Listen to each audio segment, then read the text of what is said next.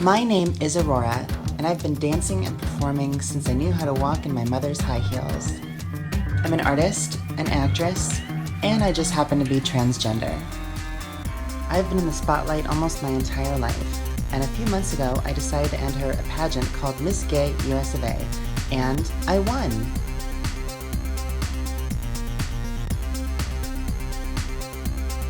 Join me on my travels as I explore the best of LGBTQ America.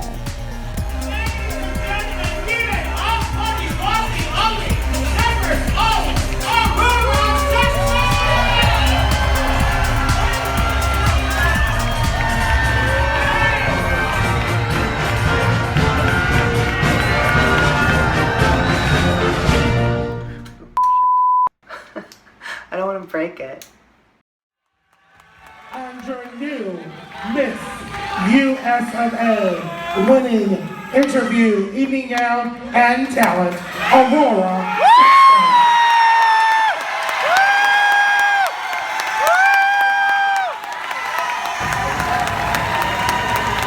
Aurora's taking us up to Julio's tomorrow.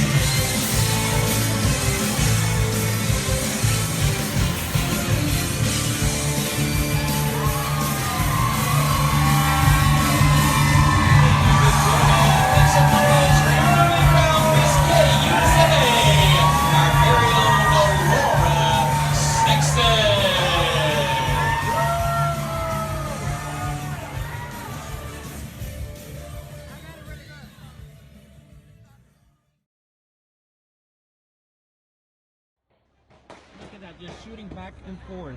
I have a lot of friends that work at Pulse. I've had a lot of good times at Pulse. And I don't even know how to process or wrap my brain around what's happened. The original thought I had was denial, like this has got to be like a prank or something, and the only reason I got down was because of the pure fact that you could feel the sound. You could feel like the popping was so loud that it made your body kind of tremble, and so you hit the ground out of fear. I did look up and I realized that the majority of everyone had ran out, so I ran, and I don't know why I didn't go out the back door, because there is a back door. I went straight into the dressing room where Angelica Sanchez was. I thought I would try and at least maybe defend myself if he came in, so I picked up a chair and I held it for a while above the door.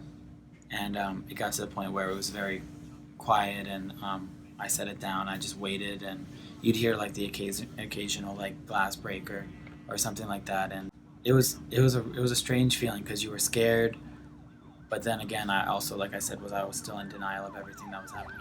I remember I lay in bed literally all day, and I just refreshed on my Facebook, and more stuff just kept popping up, and the death toll kept going up. And then I went over to Aurora's place on that Sunday, and we were both, she hadn't slept at all, and I don't think I had really slept that much either. And again, we both just sat there and watching the news and cried. So they held a benefit at Southern Nights in Orlando, which is another great nightclub down there. And me and Aurora got to go down and perform at it, which was an amazing, incredible experience. Just to be there with the whole Orlando community coming out. There was just so much love and so much energy and so many performers, and that's something I'll never forget.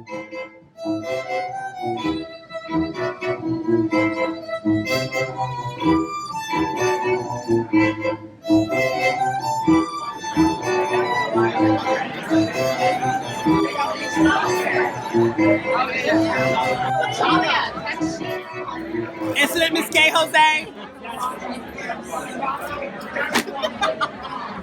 I love him. You know what, bitch? I can't wait to share the videos I have of you. Y'all make some noise right now. This is Miss Gay USofA. This is Aurora Sexton.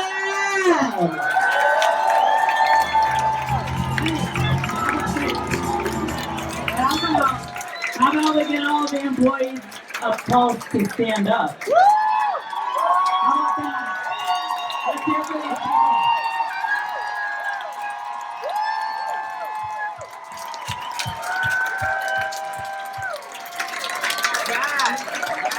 I say, hell yeah. Ladies and gentlemen, this is what you're giving your dollars to tonight. This is why it is so important.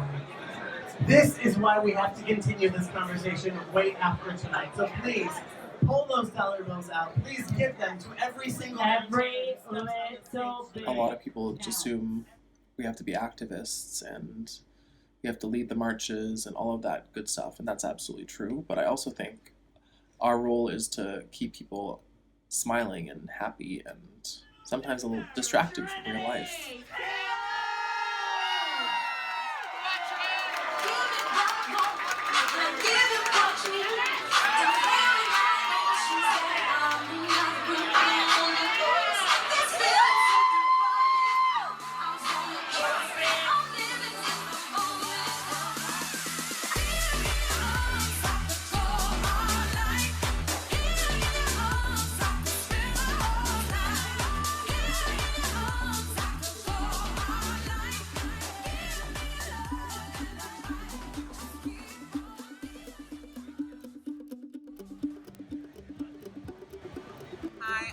Cox. I'm from North Carolina.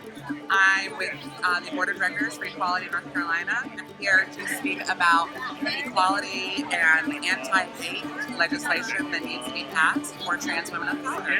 My name's India Brooks. I am from Gainesville, where the University of Florida is. Go Gators! And I'm here to support Disarm Hate. Pulse is a club that I've been to many times. Nima is one of my dearest friends, so it really hit close to home, and I came all the way from Florida to DC to make a difference. I currently have the honor and distinction of serving my community this year as the reigning Miss Gay USofA. My community is a bright and vibrant tapestry made up of people of every age, color, creed, gender, orientation, and walk of life, seeking nothing more than a place of refuge, love, and acceptance.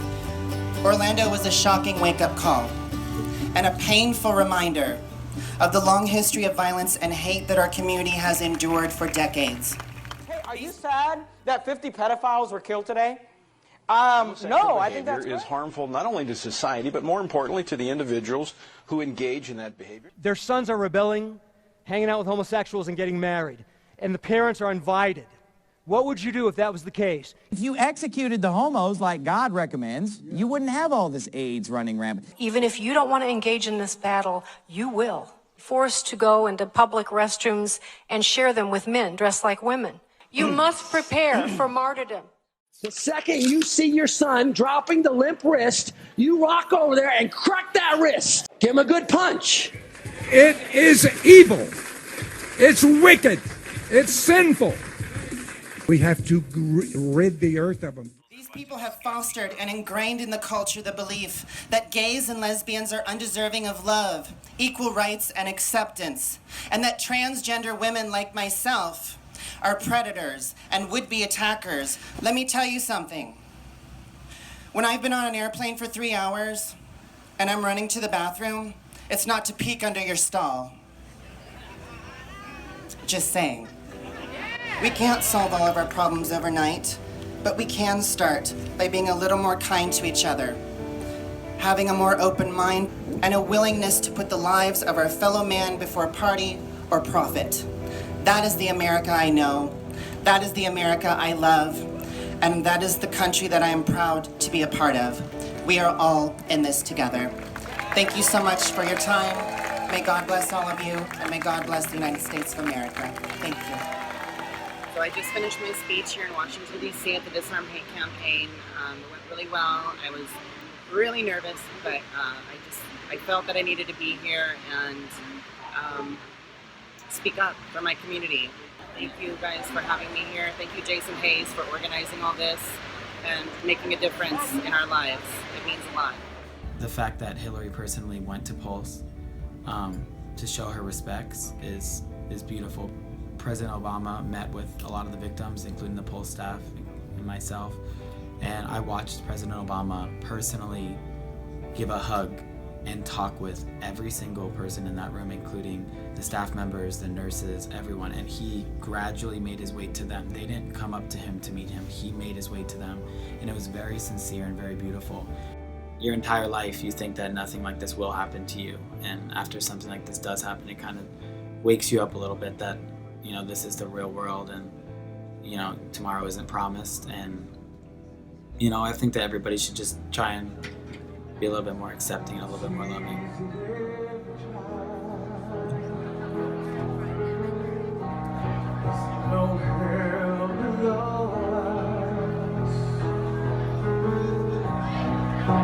Above us on the sky,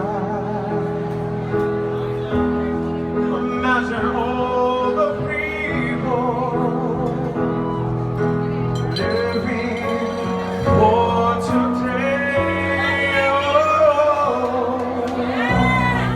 imagine there's no countries. I wonder if you can.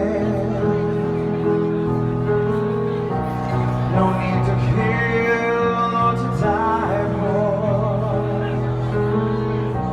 and no religion too. Imagine all the people